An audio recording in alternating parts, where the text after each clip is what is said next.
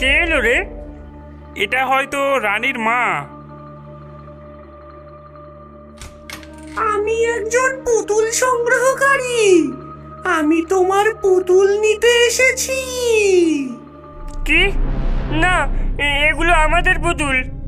ও, কিন্তু এগুলো খুব সুন্দর দেখতে এবং আমার সংগ্রহের জন্য এগুলো প্রয়োজন।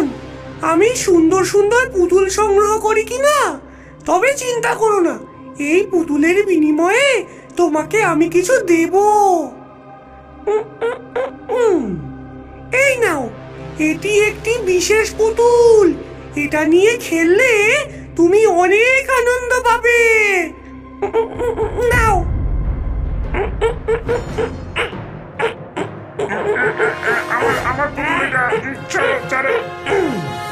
না না, থামো, আমাদের পুতুল আমরা কাউকে দেব না। আমাদের পুতুল ফিরিয়ে দাও। আমাদের পুতুল ছেড়ে দিন। সাহায্য করো, সাহায্য করো, কেউ আমাদের সাহায্য করো। দে দে, সব পুতুল দে আমাকে। শয়তান ছেলে মেয়েরা, দে আমার পুতুল। এগুলো এখন থেকে সব আমার পুতুল। এটা কি ছিল? ইনি কে ছিলেন? সে বলল সে পুতুল সংগ্রহকারী। আমি তার সম্পর্কে গল্প শুনেছি। সে একজন ডাইনি যে পুতুল চুরি করে এবং তাদের দাসে পরিণত করে। এটা কি সাংঘাতিক! আমাদের পুতুল ফেরত পেতে হবে। কিন্তু কিভাবে? সে গেল কোথায়? আর এই পুতুলের কি হবে? আর কেন সে আমাকে এটা দিয়ে গেল? হয়তো এটা একটা ফাঁদ, হয়তো এটা অভিশপ্ত পুতুল। হ্যাঁ, দে এই পুতুলকে ছুঁড়ে ফেলে দি। কি? এ কি? এটা আমি ছাড়াতে পারছি না। এটা আমার হাতের সঙ্গে লেগে গেছে। বাচ্চারা আতঙ্কিত হয়ে যায়, কারণ তারা দেখে পুতুলটি পরিবর্তন হতে শুরু করেছে। পুতুলটির চোখ থেকে লাল আলো বেরোতে থাকে এবং তার কাঠের মুখ খটখট করে আওয়াজ করতে থাকে। এটা আমাকে কামড়াচ্ছে। কেউ সাহায্য করো! কেউ সাহায্য করো! এটা আমাকে কামড়াচ্ছে। ভুম্বল, এই পুতুলটাকে আমাদের থামাতে হবে। ওকে রানীর হাত থেকে ছাড়া। তারা রানীর হাত থেকে পুতুলটিকে টেনে ছাড়ানোর চেষ্টা করে, কিন্তু এটি খুবই শক্তিশালী। পুতুলটি তার হাত আঁকড়ে ধরে থাকে এবং আস্তে আস্তে রানীর সব শক্তি সে শুষে নিতে থাকে। আমাকে সাহায্য করো! আমাকে সাহায্য করো! দয়া করে আমাকে সাহায্য করো! রানীর ত্বক ফ্যাকাশে হয়ে যায় এবং তার চুল পড়ে যায়। সে আকারে সংকুচিত হয়ে যায় এবং নিজেই একটি পুতুলে পরিণত হয়। আর তার মতো দেখতে পুতুলটি আকারে বড় হয়ে মানুষের মতো হয়ে ওঠে। সে দেখতে অবিকল রানীর মতো। ধন্যবাদ রানী, তুমি আমাকে নতুন একটি জীবন দিয়েছো। পুতুলের এমন রূপ পরিবর্তন দেখে বাচ্চারা হতবাক হয়ে যায়। তারা বুঝতে পারে যে পুতুলটি রানীর জায়গা নিয়েছে। শয়তান পুতুল, এটা তুই কি করলি? আমাদের রানী কোথায় গেল? আমি যা চেয়েছিলাম তাই করেছি। আমি সত্যিকারের মেয়ে হয়ে গেছি এখন। তুমি এটা কেন করলে? তুমি আমাদের বন্ধুর সাথে এটা করতে পারো না। আমি দুঃখিত, কিন্তু বহু বছর ধরে আমি একা ছিলাম। এই পুতুল রূপে থেকে থেকে আমি একেবারে ক্লান্ত হয়ে গেছিলাম। তাই আমি এখন তোমাদের মতো এক মানুষ হয়ে গেছি। কিন্তু তুমি এর জন্য অন্যের জীবন নিয়ে নিতে পারো না। তুমি আমাদের বন্ধু রানীর পরিচয় চুরি করেছো। দয়া করে আমাকে ঘৃণা করো না। আমি কোনো ক্ষতি করতে চাইনি। আমি তোমাদের বন্ধু হতে চেয়েছি। না, তুমি আমাদের বন্ধু নও। তুমি চোর। আর আমরা আমাদের বন্ধু রানীকে আবার আগের মতো করব। না, দয়া করে আমাকে ছেড়ে যেও না। ওকে আমার থেকে কেড়ে নিয়ে যেও না। বাচ্চারা রানীর পুতুলটিকে নিয়ে দৌড়াতে থাকে। এদিকে রানীর মতো দেখতে সেই কাঠের পুতুলটি খুবই দ্রুত গতিতে তাদের ধাওয়া করতে থাকে। সে তার পুতুল ফেরত পেতে চায়। থামো, ফিরে এসো। আমার পুতুল দাও, ওটা আমার পুতুল। আমাদের তাকে হারাতে হবে। আমাদের সেই ডাইনিকে খুঁজে বের করতেই হবে। হ্যাঁ, একমাত্র সেই অভিশাপ উল্টাতে পারে। কিন্তু কিন্তু সে কোথায়? তাকে আমরা পাবো কোথায়? তারা জঙ্গলের মাঝে একটি চিহ্ন দেখতে পায় যেখানে লেখা পুতুলের জাদুঘর। তারা সেখানে যাওয়ার সিদ্ধান্ত নেয় ডাইনিকে খুঁজে পাওয়ার আশায়। বাচ্চারা পুতুলের জাদুঘরে প্রবেশ করে এবং পুতুলের একটি বড় সংগ্রহ দেখতে পায়। তারা দেখে সব পুতুলগুলো জ্যান্ত হয়ে আছে। এরা সবাই বিভিন্ন কাজ করছে। তারা এই সব পুতুলদেরকে দেখে চিনতে পারে এগুলো তাদেরই পুতুল যেগুলো ডাইনি চুরি করেছিল।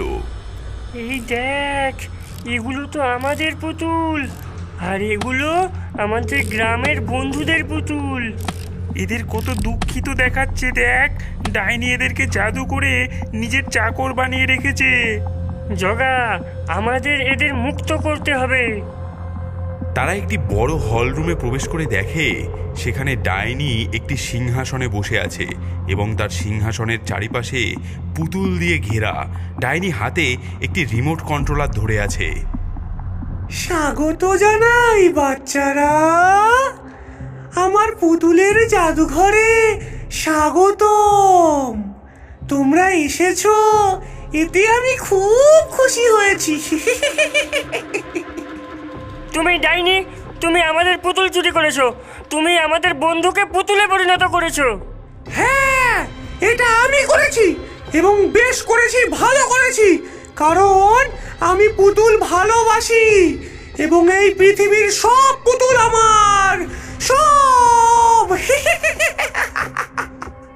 আমি তাদের যে কোনো কিছুর চেয়েও বেশি ভালোবাসি এবং এই পৃথিবীর সব পুতুল আমার, সব।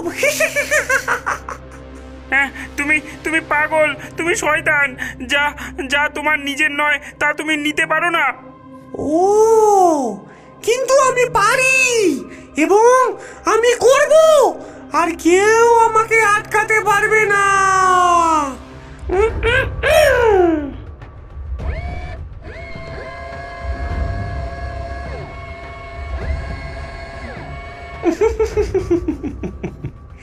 যাও আমার পুতুল, নিয়ে আসো ওদের ধরে।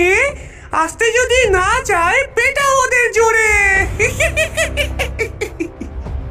যাও, ওদের ধরে নিয়ে এসো, আর তারপর ওদেরকেও আমি তোমাদের মতনই পুতুল বানিয়ে দেব। ছোট ছোট পুতুলরা বাচ্চাদের দিকে এগিয়ে আসতে থাকে। বাচ্চারা নিজেদের রক্ষার জন্য হাতের কাছে যা পায় তা দিয়েই পুতুলের বিরুদ্ধে লড়াই করতে থাকে। এই নে ভয়ঙ্কর পুতুল। এই নে, এই নে। এই নে। বাচ্চারা ডাইনির ঘরের বিভিন্ন জিনিসপত্র ছুঁড়ে ছুঁড়ে পুতুলদেরকে মারতে থাকে। বাহ বাহ, খুব ভালো। তোমরা তো খুব ভালো যুদ্ধ করতে পারো, কিন্তু আমার এই ভয়ঙ্কর পুতুলের সাথে তোমরা কোনো দিনই জিততে পারবে না, কারণ এরা তোমাদের থেকে অনেক বেশি শক্তিশালী এবং বুদ্ধিমান। শয়তান বাচ্চারা, এবার তৈরি হও তোমাদের শেষ পরিণতির জন্য।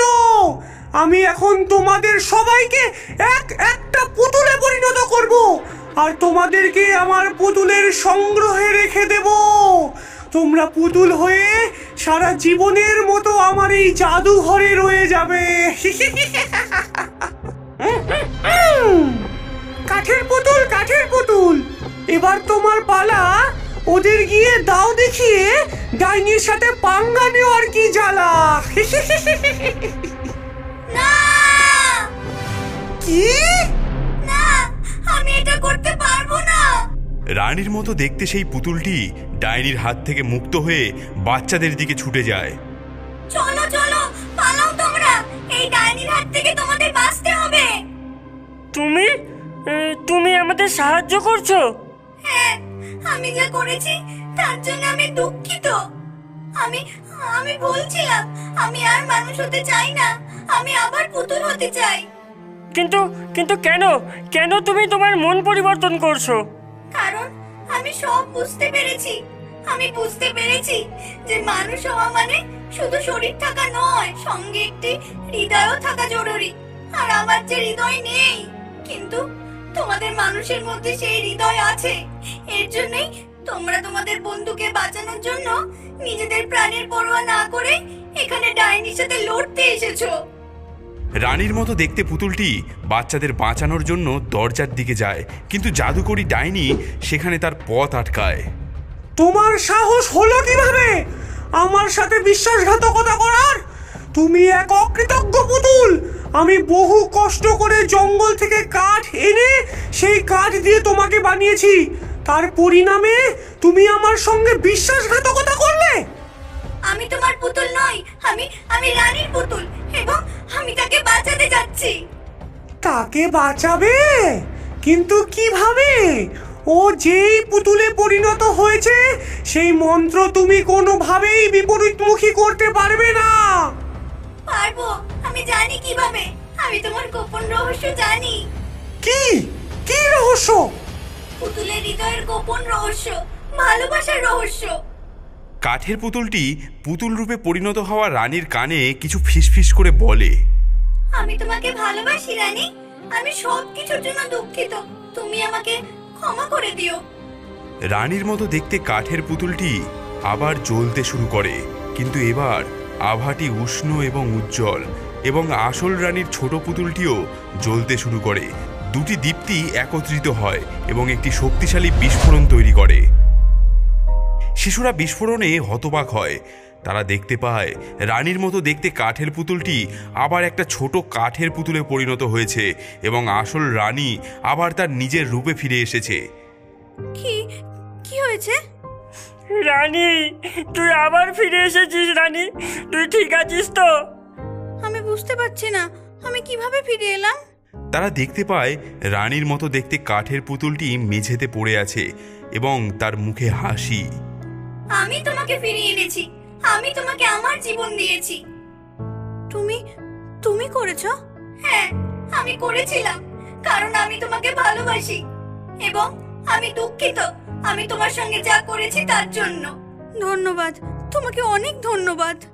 বাচ্চারা চারিপাশে তাকায় এবং দেখে যে অন্যান্য পুতুলগুলিও স্বাভাবিক অবস্থায় ফিরে এসেছে। তাদের মধ্যে আর কোনো প্রাণের চিহ্ন নেই। তারা দেখে ডাইনিও কোথায় যেন পালিয়ে গেছে। তারা তাদের পুতুলগুলো নিয়ে বাড়ি ফিরে যায়।